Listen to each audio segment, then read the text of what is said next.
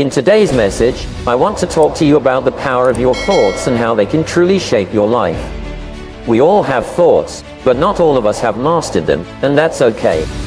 Because in this video, I'm going to share with you 5 practical ways to take control of your thinking and use it to your advantage. You see, our thoughts are like seeds that we plant in our minds. And just like a seed, they have the potential to grow into something beautiful or something destructive. The good news is we have the power to choose which thoughts we want to nurture and which ones we want to weed out. I know that many of you may be struggling with negative thoughts, self-doubt, and limiting beliefs. But I want you to know that you are not alone. We all have our battles with our thoughts. But by listening to this message, you are taking the first step towards turning things around. So, get ready to learn how to master your thinking and create a life that you truly desire. Let's dive in. The 5th way to master your thinking is practicing gratitude. Now, before I dive into this topic, let me ask you a question. How many of you wake up every morning feeling grateful for what you have in your life? How many of you take a moment each day to appreciate the blessings that surround you? I can bet that not many of you do. And that is why I'm here today to remind you of the power and importance of gratitude. You see, gratitude is not just a mere feeling or emotion. It is a way of life. It is a state of mind that can transform your entire being. It is the key to unlocking a life of abundance, happiness, and success. But why is gratitude so important? Well, let me tell you a story. There was once a man who had everything: a successful career, a loving family, and a beautiful home. Yet, he was constantly unhappy and dissatisfied with his life. He always wanted more, and he never took the time to appreciate what he already had. One day, he met a wise man who told him, "If you are not grateful for what you have, you will never be happy with what you get." These words struck a chord with the man, and he decided to change his perspective. He started practicing gratitude, and to his surprise, his life began to change. He became more content, more fulfilled, and more successful than ever before. And that, my friends, is the power of gratitude. You see, when you practice gratitude, you shift your focus from what you lack to what you have. You start to see the beauty in the little things, and you appreciate the people and things in your life more deeply. And when you are grateful, you attract more things to be grateful for. It's like a magnet that attracts positivity and abundance into your life. But let me tell you, gratitude is not just about saying thank you. It is about feeling thankful. It is about expressing your appreciation and acknowledging the goodness in your life. It is about counting your blessings, no matter how small they may seem. So, how can you practice gratitude? Well, it's simple. First and foremost, start your day with gratitude. As soon as you wake up, take a moment to think about all the things you are grateful for. It could be something as simple as having a roof over your head or a warm cup of coffee. And before you go to bed, reflect on your day and think about the good things that happened to you. This will help you go to sleep with a positive mindset. Another way to practice gratitude is by keeping a gratitude journal. Every day, write down at least 3 things you are grateful for. It could be anything: a kind gesture from a stranger, a promotion at work, or a beautiful sunset. This will not only help you cultivate a grateful mindset, but it will also serve as a reminder of all the good things in your life when you are feeling down. You can also express your gratitude to others. Take the time to thank the people in your life who have made a positive impact. It could be your parents, your friends, your colleagues, or even a stranger who helps you in some way. Your words of appreciation can make someone's day and spread positivity in the world. Now, I know what some of you may be thinking, but Jim, my life is not perfect. I have struggles, challenges, and setbacks. How can I be grateful for that? My friends, let me tell you, gratitude is not about denying your problems. It is about finding the silver lining in every situation. It is about learning from your struggles and growing from your challenges. It is about being grateful for the lessons they teach you and the strength they give you. In fact, I believe that the toughest times in our lives are the ones we should be most grateful for. They shape us into who we are and prepare us for the future. As the saying goes, smooth seas do not make skillful sailors. So, embrace your struggles and be grateful for the growth they bring. Now, I want to leave you with a challenge. For the next 21 days, I want you to practice gratitude every day. Write down 3 things you are grateful for, express your appreciation to someone, or simply take a moment to reflect on your blessings. And I guarantee you, after 21 days, you will see a shift in your mindset and your life. Now, to number 4. The 4th way to master your thinking is by setting goals and creating a plan. We all have dreams and aspirations, things that we want to achieve in our lives. But the sad truth is that most people never turn those dreams into reality. They remain just that, dreams. Why is that? It's because they lack a clear direction and a plan to get there. As the saying goes, if you fail to plan, you plan to fail. Setting goals is the first step towards achieving success. It gives us a clear target to aim for and a purpose to work towards. Without goals, we are just wandering aimlessly through life, never truly reaching our full potential. Goals give us something to strive for, something to get excited about, and something to measure our progress against. But setting goals is not enough. We also need to have a plan in place to achieve those goals. A goal without a plan is just a wish. We must have a roadmap that will guide us towards our desired destination. A plan helps us break down our goals into smaller, more manageable tasks. It helps us stay focused and on track. It gives us a sense of direction and purpose. Now, I know some of you may be thinking, but Jim, I don't know how to set goals or create a plan. Well, let me tell you, it's not as complicated as you may think. The first step is to have a clear vision of what you want to achieve. Ask yourself, what do I want to accomplish in my life? Be specific and write it down. This will be your ultimate goal. Next, break down that goal into smaller, more achievable goals. These will be your short-term goals. For example, if your ultimate goal is to start your own business, your short-term goals could be to research the market, create a business plan, and save a certain amount of money. Once you have your short-term goals, it's time to create a plan to achieve them. This plan should include specific actions you need to take and a timeline for when you want to achieve each goal. It's important to be realistic and give yourself enough time to accomplish each task. Remember, Rome wasn't built in a day. But setting goals and creating a plan is just the beginning. The real work comes in actually taking action towards your goals. You can have the best plan in the world, but if you don't take action, it's all for nothing. As the great Napoleon Hill once said, action is the real measure of intelligence. So, my friends, I urge you to take action towards your goals. Don't wait for the perfect moment or for everything to fall into place. The perfect moment is now. The time is now. Don't let fear or doubt hold you back. Remember, success is not a matter of chance. It's a matter of choice. It's up to you to make the choice to take action towards your goals. And let me tell you, the journey towards achieving your goals will not be easy. There will be obstacles and challenges along the way, but don't let them discourage you. Embrace them as opportunities to learn and grow. As the saying goes, smooth seas do not make skillful sailors. It's through overcoming challenges that we become stronger and more resilient. Another important aspect of setting goals and creating a plan is to constantly review and adjust them. Life is not a straight line. It's full of twists and turns, and sometimes our goals may change or our plans may need to be adjusted. Don't be afraid to adapt and make changes as needed. The important thing is to keep moving forward towards your ultimate goal. Now, the third way to master your thinking is by surrounding yourself with positive people. Now, I know what some of you may be thinking. Why is it so important to surround ourselves with positive people? Can't we just be positive on our own? Well, the answer is yes. We can be positive on our own, but it becomes much easier when we have a supportive and positive environment around us. As the saying goes, you are the average of the 5 people you spend the most time with. This is a powerful statement and one that I believe holds a lot of truth. We are heavily influenced by the people we surround ourselves with, whether we realize it or not. So, it is crucial that we choose our company wisely. Think about it.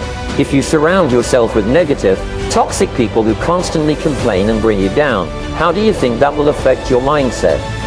It will be much harder for you to maintain a positive outlook when you are constantly bombarded with negativity. On the other hand, if you surround yourself with positive, motivated individuals who uplift and inspire you, it becomes much easier to maintain a positive mindset. So, the question then becomes, how do we surround ourselves with positive people?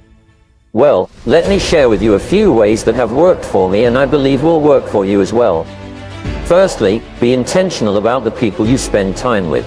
This may sound obvious, but oftentimes we don't realize the impact that certain people have on us until it's too late. Take a moment to reflect on the people in your life and ask yourself, do these people bring positivity into my life? Do they support and encourage me? Do they inspire me to be a better version of myself? If the answer to these questions is no, then it may be time to reevaluate the relationships in your life. Surrounding yourself with positive people also means being selective about the media you consume. In today's digital age, we are constantly bombarded with information, and it is up to us to filter out the negative and focus on the positive. Be mindful is where positive self-talk comes in. It is the act of consciously choosing to speak to ourselves in a positive and empowering manner. It is the practice of replacing negative thoughts with positive ones, and it is a habit that can transform our lives. Now, I know what some of you may be thinking, but Jim, I can't control my thoughts. They just pop into my head, and I understand where you are coming from. Our minds are constantly bombarded with external stimuli, and it can be challenging to filter out the negative thoughts. But let me tell you, it is not impossible. Think of it this way, if someone came up to you and started spewing negativity and criticism, would you just stand there and take it? Of course not. You would either walk away or stand up for yourself and defend your worth. So why do we allow our own minds to do the same thing to us? It is time to take control of our thoughts and choose to speak to ourselves in a positive and empowering manner. And the best way to do this is through positive self-talk. Now, I want to share with you 3 simple steps to practice positive self-talk and master your thinking. Step 1. Become aware of your thoughts. The first step in any change is awareness. We must become aware of our thoughts in order to change them. So, I challenge you to pay attention to your thoughts throughout the day. Are they mostly positive or negative? Are they empowering or limiting? Once you become aware of your thoughts, you can start to make changes. Step 2. Replace negative thoughts with positive ones. When a negative thought pops into your head, acknowledge it, and then consciously choose to replace it with a positive one. For example, if you catch yourself thinking, I can't do this, replace it with, I am capable, and I will figure it out. It may feel unnatural at first, but with practice, it will become second nature. Step 3. Affirm yourself daily. It is not enough to just replace negative thoughts with positive ones. We must also actively affirm ourselves on a daily basis. This can be done through daily affirmations or simply speaking positive statements to ourselves throughout the day. The key is to make these affirmations specific, best version of yourself. Let's get started. Starting with number 5, which is mastering self-confidence by taking care of yourself. Self-confidence is not something that can be achieved overnight. It is a journey that requires dedication, self-awareness, and, most importantly, self-care. Let me tell you a story. When I was young, I lacked self-confidence. I was constantly comparing myself to others and doubting my abilities. But then I realized that I was neglecting the most important person in my life, myself. I was not taking care of myself physically, mentally, and emotionally. And that's when I understood that self-care is the foundation of self-confidence. So how can we take care of ourselves to boost our self-confidence? Let me share with you the 4 pillars of self-care. The first pillar is physical self-care.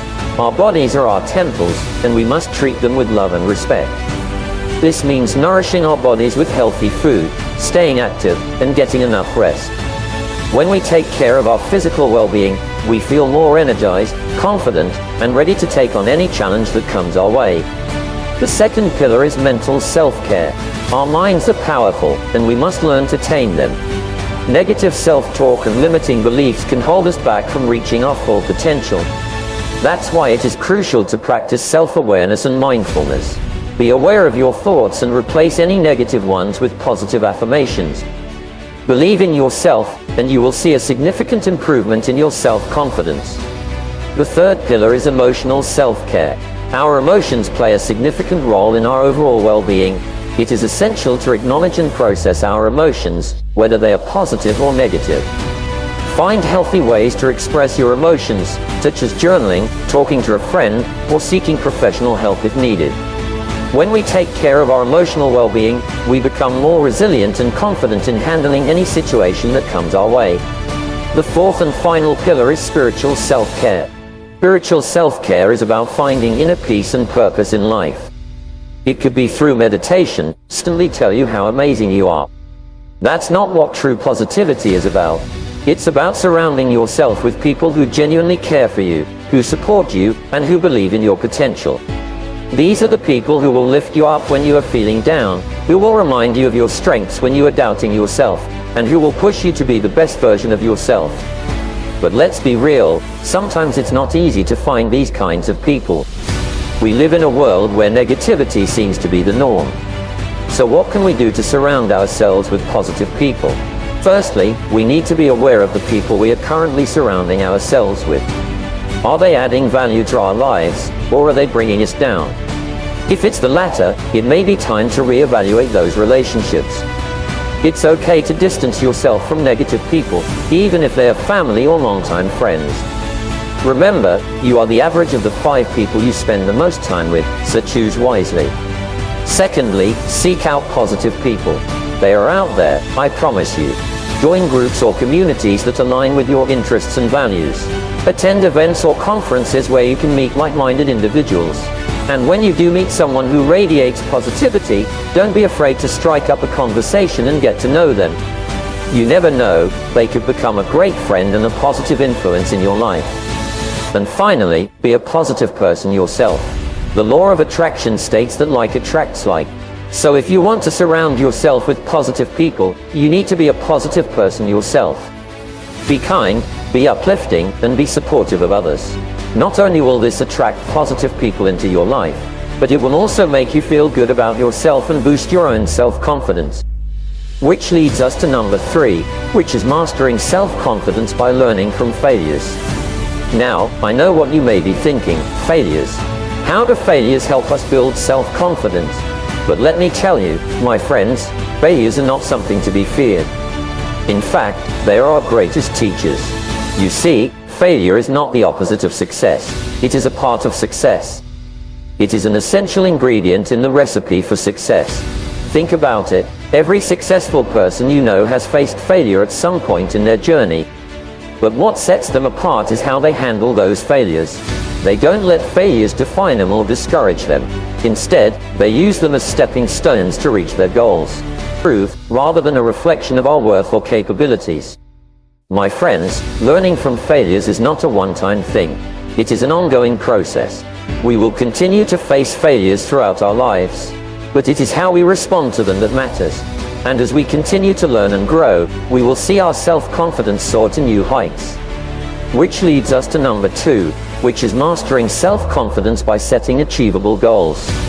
Now, I know what some of you may be thinking, why are we talking about goals when we're supposed to be talking about confidence? Well, my friends, let me tell you this. Setting achievable goals is the foundation of building self-confidence. It is the key to unlocking your true potential and unleashing the power within you.